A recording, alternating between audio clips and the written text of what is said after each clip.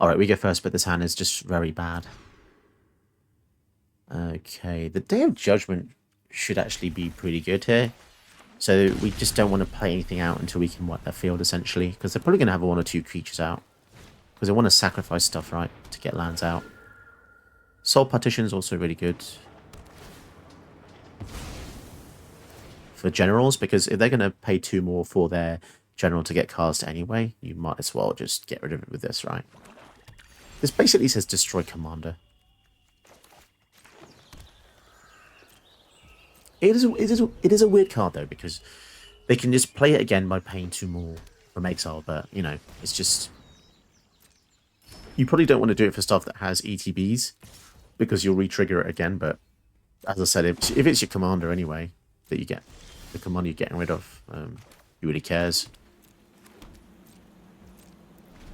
So they could go for the Thalia next turn, in which case I probably will just Day of Judgment to get rid. Interesting that they have the Aragorn sleeves. But we don't. Need to save money, guys. Money's tight. Can't keep buying sleeves. Thoughtseize, frigging wonderful. Every game where you face someone with black, there's always a Thoughtseize. Because heaven forbid a game where you don't see a Thoughtseize against black. It is odd. It is odd.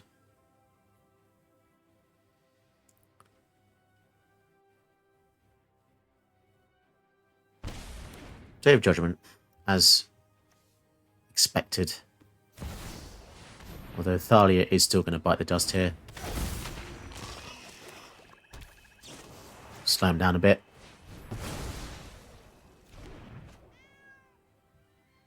So whether they choose Exile or Command Zone makes no difference. It still costs 2 more.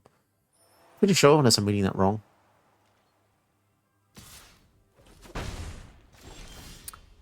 Okay, so they've got 2 cards in hand. I think I want to get some lands out first. It seems a bit counterproductive, but then if we play Aragorn first, it probably just dies. Maybe that would have been the better play, but man, this is why going first is so important, right?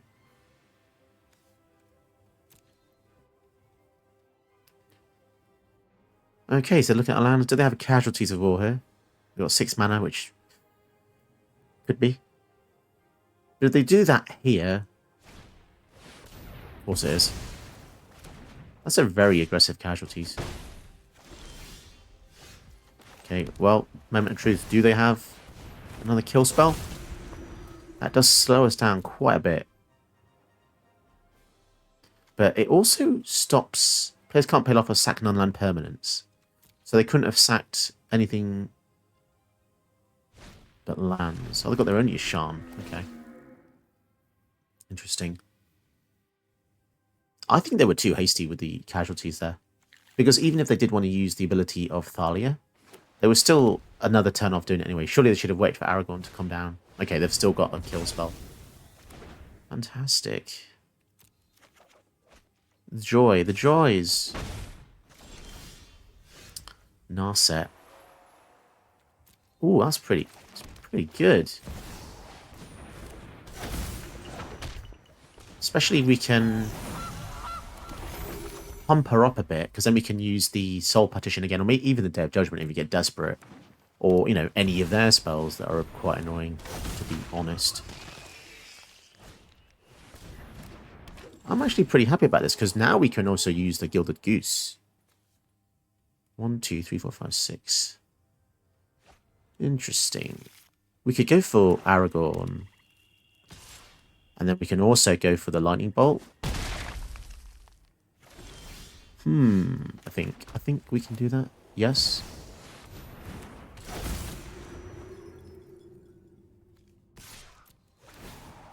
So we want to Soul Partition the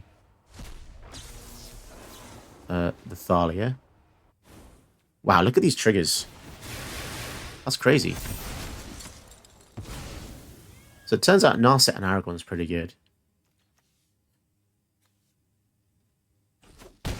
It's a bit weird why the game just went to combat without letting me use the bolt. I can use this. I can sack this for food at any time. So, So here she is again. Oh, I think they're absolutely screwed now, aren't they? I think they're absolutely screwed. Oh, we can't pay life for ability. That freaking Yashan. Okay. Wow. Look how many freaking triggers there are. That's insanity. Okay, we want that on top, that's for sure. Bounce this Thalia. Let's try this. Wowzers. Look at these triggers, guys. So many things. Beautiful. If you like triggers, this is for you. This is like... this is really wacky. Oh, we can even just kill... Just kill everything. Why not? Let's just kill everything. Look at that prowess. Jeez. If you're going to craft a card, it's got to be Narset for the deck, right? That's wacky as heck. And then when we attack, we can also kill their blocker as well. Do we just win here? I think we win. I think this is it. To be honest. Yeah, because that's 8. Yep. And that's another 4 to the face. Okay, guys, that's how to build Aragorn. Just use Narset. Simple as. Welcome to an exciting episode with MTG Josh. Today we're looking at Aragorn the Uniter. 4 colours of absolute amazingness. So it's a 5/5, and whenever you cast a white spell, create a 1/1. Whenever you cast a blue spell, scry 2. Whenever you cast a red spell, he does 3 damage to target opponent. And whenever you cast a green spell, give a creature +4/+4. That's a huge buff. That's a lot of abilities, and he does a lot of things. So you want to have loads of multicolour spells in the deck. And why not put in the Fellowship? So the deck has Samwise Stouthearted. This guy can come in and return a permanent from your graveyard to your hand as long as it's put this turn. It's got Flash as well, so it comes out of nowhere to save Frodo Baggins.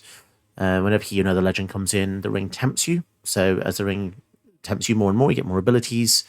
And as long as he's the ring bearer, it must be blocked if able. So that's interesting. Also interesting, the pronoun is it, because I thought Frodo was a he. But anyway, we've got Boromir as well, who can sacrifice himself to save your whole team, which is very thematic, very flavorful. We have Gimli, counter of kills, which is a bit strange because it's got the word counter on it, but it doesn't have anything to do with countering spells or +1/+1 counters. But whenever a creature an opponent controls dies, 1 damage to that creature's controller. So they have 25 1/1s, and you board wipe. Yeah, you're going to kill them in one go. You also have Legolas, counter of kills, which has also the word counter in it. But this time does actually use a counter. Whenever a creature an opponent controls dies, put a counter on Legolas. And also, Legolas looks strangely effeminate here. But whenever you scry, if Legolas is tapped, you may untap it to this once each turn. And you scry whenever you cast a blue spell with Aragorn, the Uniter. And also, to round off the team, you've got Gandalf the Grey, which has so many abilities you can see on screen here. So it's pretty good. The artwork is not great. I'm not really a fan of the eyebrows. They just go... Somehow his eyebrows are underneath the hat, yet the artwork seems to... The eyebrows are extending above the rim, which is a bit weird. Just as a note, we don't have Merry and Pippin because they suck, and they work with food, but we don't have any food synergy in the deck really. So you got all the Fellowship minus the 2 silly hobbits. There might be another video in the future, but if you are making this deck, just make sure your land base is good. As you can see, there's a lot of wildcards gone into the land base. The land base is important, or you can't cast any spells, and spells wins use games. So you want to have as many multicolour spells as possible. Some of the best ones, probably Tome of the Guild pack, which works really well with multicolour spells. Draw a card whenever you cast one, and add 1 mana of any colour. And yeah, just put in your favourite multicolour cards, essentially. The deck is pretty fun. The reason I haven't crafted these yet is just so I could basically show you guys where they are without making it harder for me to like scroll around and go, oh, where's Frodo and stuff. But yes, I've used a deck without the Fellowship, and I thought, let's put the Fellowship in and see how it works. And if they don't work, I'll take them out. And if they do work, leave them in. But the deck list will be in the description below. Make sure to check that out. And if you'd like to support the channel, you can become a member. Become a member. If you become a member, you oh, I've got hair on my tongue. Yeah, if you become a member, I can make you 1 video a month of your choice. So let's get into the video. And it goes first with Shelob, Child of Ungoliant, which is a crazily powerful card. Like, power creep on this is ridiculous. 6 mana for an 8/8 is already above what you'd normally get. And then it also has Death Touch Ward 2. Other spiders have Ward 2. And whenever another creature is dealt damage, create a token that's a copy of it, except it's a food. A bit bonkers. Go for the Elvish Mystic.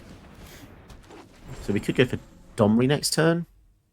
And then maybe have him fight the elf. Would that be good? Not really sure. They might even kill our Elvish Mystic here. Thoughtseize. So there goes the Domri, most likely. Oh, that's a shame. Yeah, that's a shame. Because that would have helped us ramp into Aragorn. I feel like they've got another spell. I mean, if they want to block, I'm happy to do that. Trade the elves. Although mine's got full art, so they'd be winning that trade. Grizzly Salvage. Oh my goodness. Breach the Multiverse. That's... I don't really sense a flavour here. I'm not really seeing spiders. This is just a value build. Which is always sad, because flavour is where it gets... that's where the builds get interesting, right? Because power just... Power's power, you know. So we could go for the Aragorn here, but I feel like it's just going to die. So let's Harmonise. Looking for some answers for their things. Surge of Salvation is good, because then we can keep Aragorn alive in the following turn. Becomes Shelob. Death Touch Ward.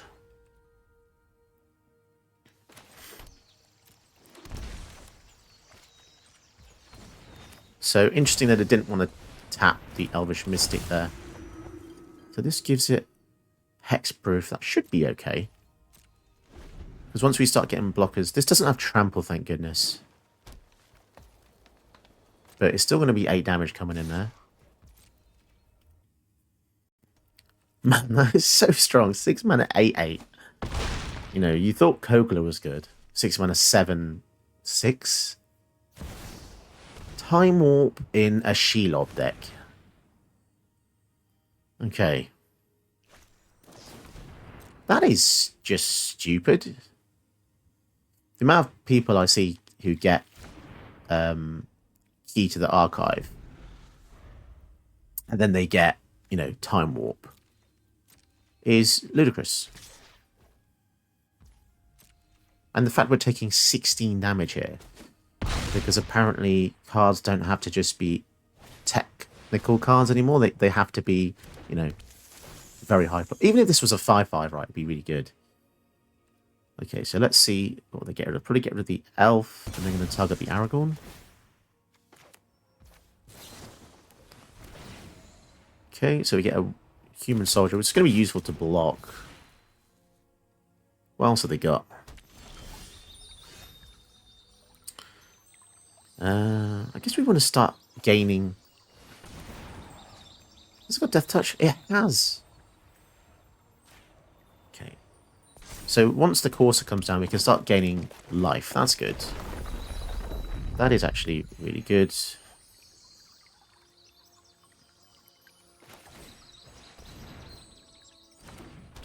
So you want to leave as many blockers up as possible. So getting these tokens is really good.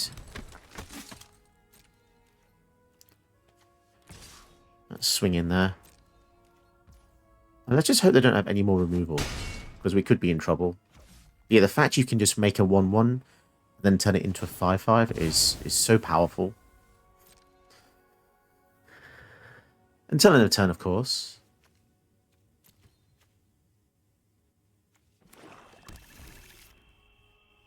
Damage this turn, dies, correct token as a copy of it. Does that include tokens? So they get a 1/1 version of these guys. Death Touch. Okay. I'll just take 3. So Shelob plus Board Wipe is terrifying, right? So they get a 1/1 food human. That is so bizarre. So they can't... So yeah, the flavour is it's like trapped in the webbing, right? But it can't attack or block, and it's got just the abilities that it would have. So with passives, it's really good. Land off the top. So yeah, we definitely want to just play lands off the top here. Legolas is on top. Okay, so we're going to gain some life, draw a card here. Not too bothered about Legolas there. Another land on top that we will draw. Day of Judgment.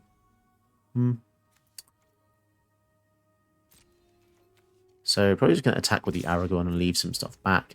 We basically want to keep blocking with tokens because otherwise they're just going to get really good value. And they can gain 3 life from everything they kill. Man, the sustainability of Shelob is just crazy. I'm worried about this new set. There's so many strong cards. Like, you think Aragorn's strong, but then you just haven't seen stuff like Shelob.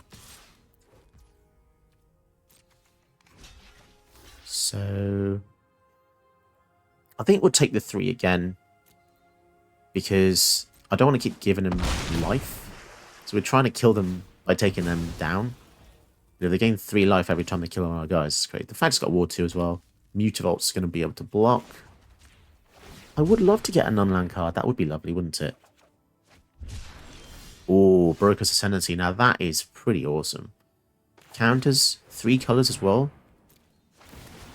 That is awesome. So we want to leave this... Oh no, we're going to get another one back, aren't we? Okay, we got him, guys. The fact that our whole team would have had counters as well would have been good. So just see how much we would have got there. So we've got 4/4.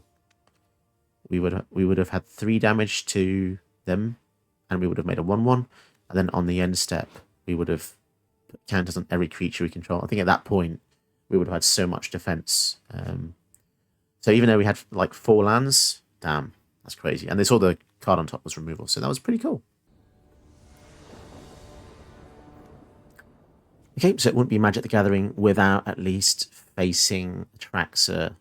Okay, we'll give it a go. We've got an okay hand here. Until someone in the comments goes, "Oh, you played terrible. The algorithm gave you a rubbish hand and you kept it." Yeah, because that's just the way the algorithms work, right? Sometimes you just want to keep your starting hand. Is that okay? According to some people, no. They're down to 6 cards. It still probably won't matter. I still think they've probably got a high chance of winning this, just because if you compare our commanders, I know ours costs about half as much, but when they cast theirs, they get so much stuff back. But we'll see. Frodo Baggins. It's so jarring to see different artworks, because obviously, well, not obviously at all, but apparently they're based on the book. The artwork on the book. The artwork is good, but it's just not what, kind of used to seeing.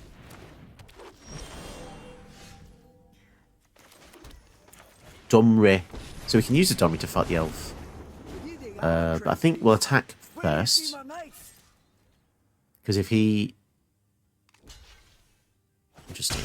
So he must be blocked. That's interesting. That's actually really freaking good, right? As long as you have the power to back it up. If it's legendary, it can't be blocked. Yeah, okay. Oh no! They went for his throat. Okay.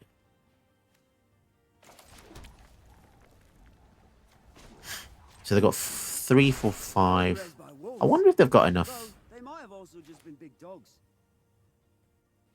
Do we wait for the boots? Maybe we wait for the boots. Nah, let's just go for him, right? If they have the removal, they have the removal.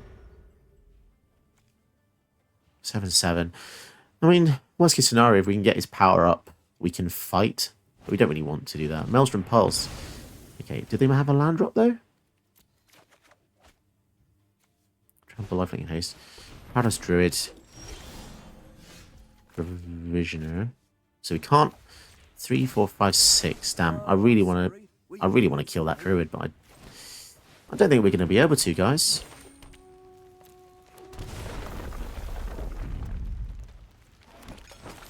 Should have gone for mana there. I don't know what I was thinking. So with the boots. Attack in. If they block, they block.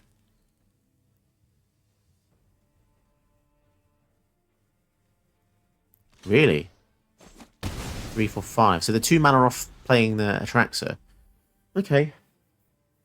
So we both made a mistake there, I think. And then as their last card is casualties. Lastwood Surge. So they're definitely going to get the Atraxa in the next turn. So essentially, we need to get incredibly lucky here. Although I do know for a fact that if we get Aragorn and Fleetwood Dancer out, things could be pretty good, to be honest. Especially if we can give Aragorn... We can give Aragorn the booties. The booties? The booties. Nice, that gives him a bit of protection here. Right, let's see what we got. So they go for Atraxa, they refill their hand, but they can't cast anything. Emergent Ultimatum, they just win the game. They top deck that. Even if... I mean... Oh man, we can't just beat Atraxa normally. Had to get the Emergent Ultimatum. Let's see what choices they go for. So they're going to get 2 cards. Let's see how dumb they are. Hate this card. Needs to be banned. Definitely be on my ban list. Because now it means that everything we did, which was fair and square, doesn't really matter. Because they're going to get 2 good cards. Although Omniscience doesn't really...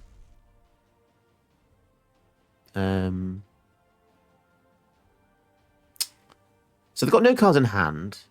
So that's fine. I think we'll give them the Kiora, because this means that we don't have any abilities. Oh, sorry, we choose 1 to shuffle back in. Yeah, we'll shuffle that back in. So they're going to get Omniscient. Omniscience is weird, because they don't have any cards in their hand. So they've got a 7/7 now. With Hexproof. So that is strong. I feel like that's the kind of move you make because you saw someone do it on YouTube and you think you're really good at the game. Omniscience was definitely the wrong choice there. They could have chosen literally any other card, because it just does nothing right now. Although next turn, when they go for the Atraxa, then we're in absolute crap, aren't we? Yep. So maybe it was good to set up the next turn, to be honest. We'll see. So what we got? We can't fight, so we might as well tick up. I was raised by wolves. What's better, to go for this or Jetmir?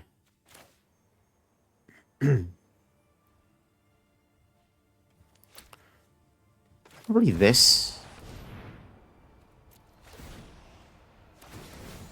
So we're going to ping them for quite a bit here.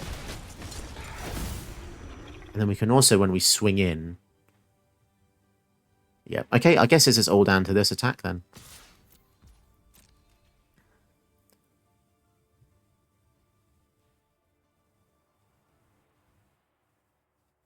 (11/9) Hexproof Haste. See, the annoying part is that they're going to tap all of our things. Yeah.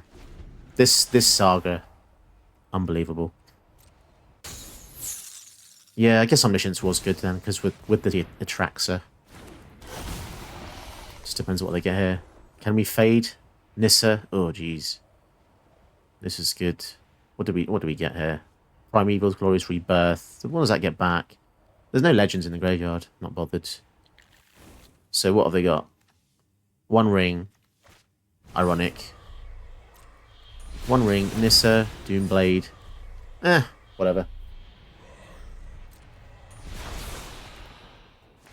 So they're going to steal something in their next turn with the Kiora. Kaya the Inexorable. Yeah. So they did all this because of the ultimatum. Yeah. Silly. Okay, so that's gonna... That's interesting. They just want that to come back if it dies. And then here comes the Nissa. I'm wondering if we can just go for them, though, you know? I will protect you, Phyrexia. They're going to make a huge creature or not?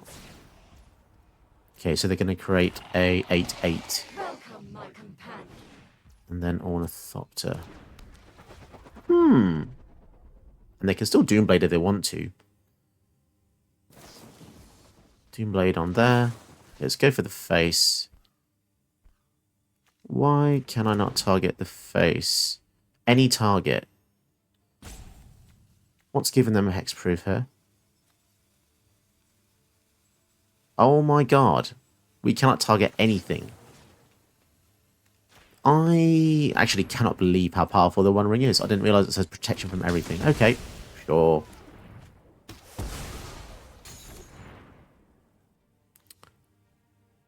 Okay, that is broken, right? Man, that's broken. So they're going to gain control of something in the next turn, sure.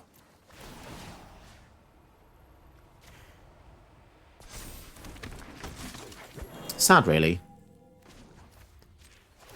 Yeah, they've just won the game, because next turn they can steal something. Sad, really. I'm not going to give them the, that pleasure, though, because, I mean, if we can attack in for 6, they just gain 7.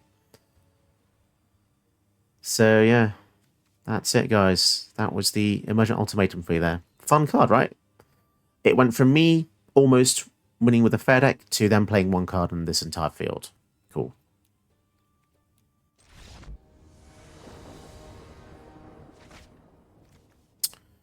Okay, starting hand is not so great, really. Only 2 lands.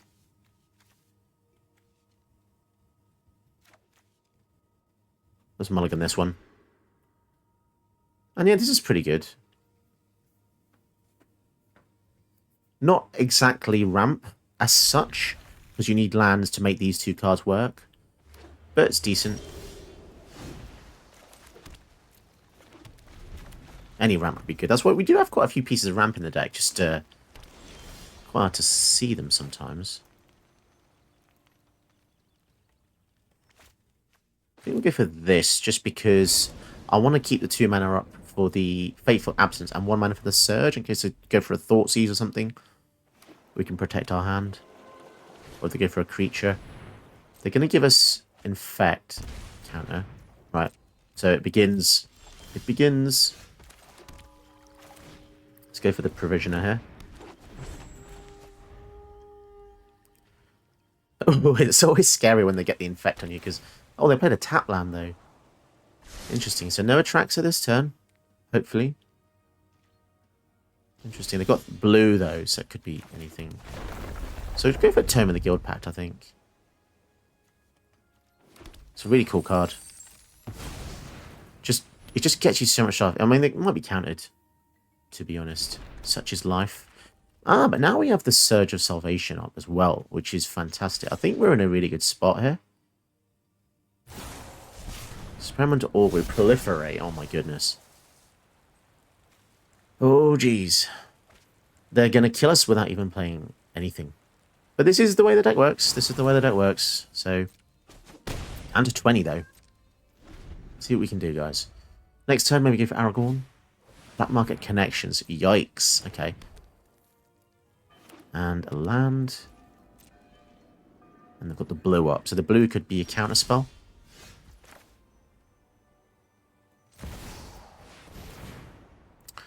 Draw a card.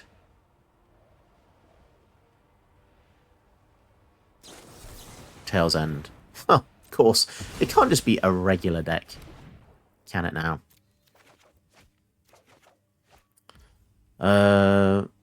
Okay. So we're going to get treasure. It can't just be a deck without counters. Just one time. One time, guys. Drawing a card. We can play an extra land here. Which actually is good, because it means we can maybe equip Aragorn in the following turn. So yeah, we'll go for the Swiftfoot Boots here. At least we've got the Tome of the Guild Pact to keep up with their card advantage. Scrying untaps it, and then whenever a creature opponent controls dies, puts a counter. Yeah, these... They didn't go for the creature, that's interesting. Maybe because they're going for the Atraxa to block here. Who knows? Professor Onyx. Okay, so we do have the kill spell with the Fateful Absence. Are they going to make us sack? They are going to make us sack. Okay. This is my favorite part. Watch the life essence fade. So let's go for this. And then we can give him the boots here. Hexproof and haste is pretty awesome, right? And then we also have the Surge as well. But I wonder if they've got another way to make us maybe sack something or maybe blow up the field. This doesn't give Indestructible. Which is a shame because this does. But we wanted to kill the Onyx there.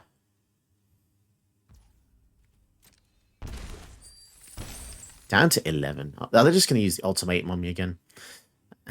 That would be annoying.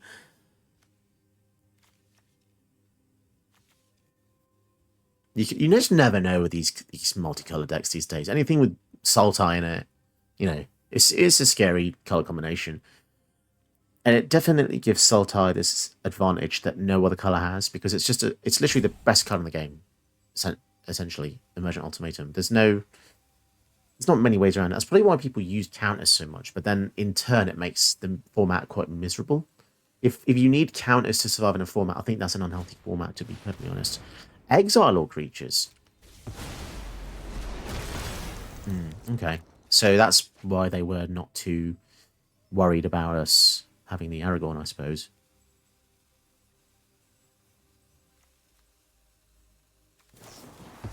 Tear asunder. Let's protect that tome. Okay, happy about this. I suppose we're just going to have to start killing them with other things, right? We don't have enough mana to play this. And no, we don't.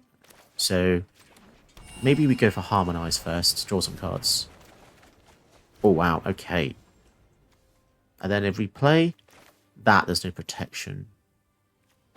So maybe we just play the Jetmir. This tome is so good.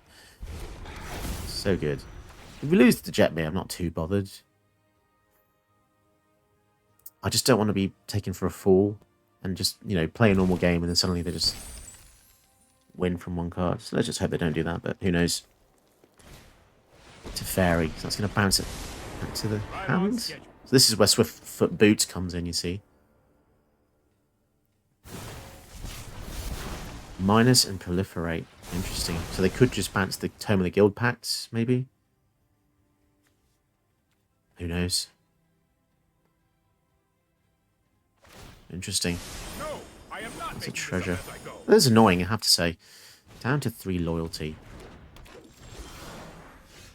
Okay, so... Okay, let's get the Narset.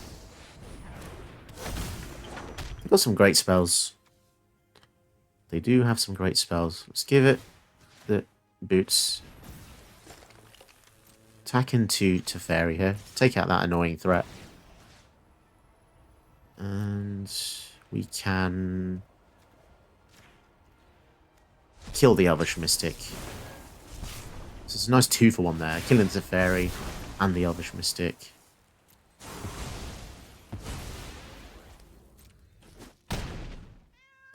I suppose that's Okay. how it's meant to happen. And then go for the Wiles, and we can leave up the Heroic Intervention, I think, would be good. So yeah, Narset is a really good card to have in the field because she can just get back so many kill spells, right? We can even get back... We can use Terra Sunder. We can use Infectious Inquiry as well. If they have another way to clear the field, we've got the Intervention to protect ourselves. So we'll see. We might not want to do anything because if they might wean out the Intervention, which means we don't have the Fateful Absence, or vice versa. We'll see what they do. Time Warp. Huh. Of course.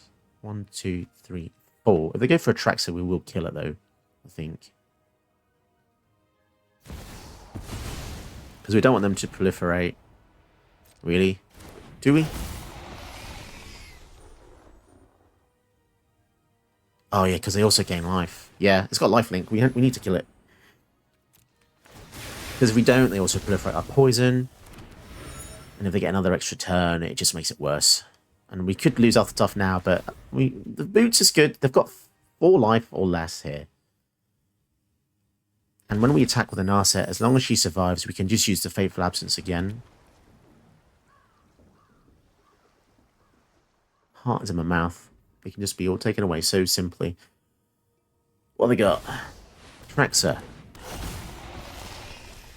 1, 2, 3 mana. An Incubator and a Clue. Okay. For 3 mana, I wonder what they can do here. They've seen the Fateful Absence. I'm not sure what... Right. We might be in a pretty good position here. Okay, so we resolve the Teferi as well. Remember, our team has prowess. So even the Elvish Mystic is a threat here. And if we resolve Teferi... Oh, fantastic. That feels great. That feels great. Because Atraxa is just, she's just all over the place right now. Did you know that you can help my channel by watching another one of my videos? Go ahead, you know you want to.